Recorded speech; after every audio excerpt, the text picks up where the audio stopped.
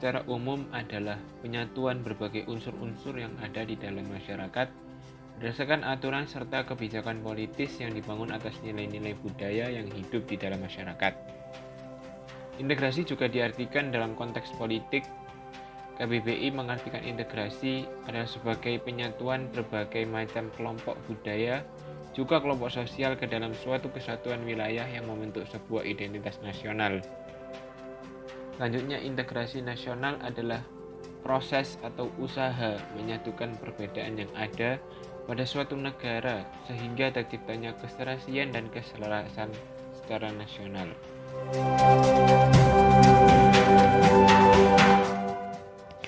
Adanya globalisasi membuat kita dapat mengakses budaya asing dengan lebih mudah, di mana hal tersebut bisa berdampak buruk bagi integrasi bangsa.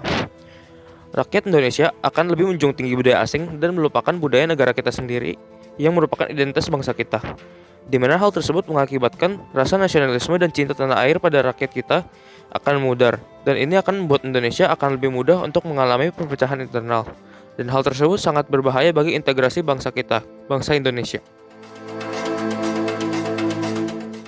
Terdapat beberapa strategi integrasi nasional. Yang pertama yaitu strategi asimilasi. Asimilasi adalah proses pencampuran dua macam kebudayaan atau lebih menjadi satu kebudayaan baru, di mana dengan pencampuran tersebut, maka masing-masing unsur budaya melebur menjadi satu, sehingga dalam kebudayaan yang baru itu tidak tampak lagi identitas masing-masing budaya pembentuknya. Dengan strategi yang demikian, tampak bahwa upaya mewujudkan integrasi nasional dilakukan tanpa menghargai unsur-unsur budaya kelompok atau budaya lokal dalam masyarakat negara yang bersangkutan. Dalam konteks perubahan budaya, asimilasi memang bisa saja terjadi dengan sendirinya oleh adanya kondisi tertentu dalam masyarakat. Namun, bisa juga hal itu merupakan bagian dari strategi pemerintah negara untuk mengintegrasikan masyarakat melalui rekayasa budaya supaya integrasi nasional dapat diwujudkan. Dilihat dari perspektif demokrasi, upaya yang demikian dapat dikatakan sebagai cara yang kurang demokratis dalam mewujudkan integrasi nasional.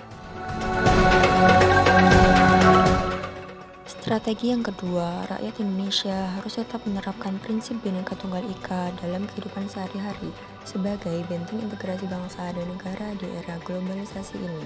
Indonesia mengalami kemunduran integrasi karena berbagai sebab. Salah satu di antaranya adalah dampak buruk globalisasi. Semboyan Bhinneka Tunggal Ika selamanya akan tetap relevan bagi kehidupan bernegara di Indonesia yang multikultural, sehingga Bhinneka Tunggal Ika dapat menangkal segala hal yang dapat mengancam integrasi nasional. Generasi penerus bangsa diharapkan memiliki semangat untuk menjaga integrasi bangsa dalam bingkai Bhinneka Tunggal Ika, yang artinya berbeda-beda tetap satu jua.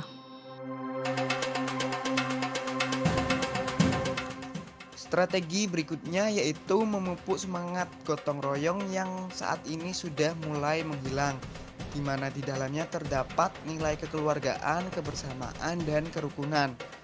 Kemudian menjaga solidaritas dengan mengutamakan kepentingan bersama dan memiliki rasa setia kawan agar terciptanya persahabatan yang harmonis.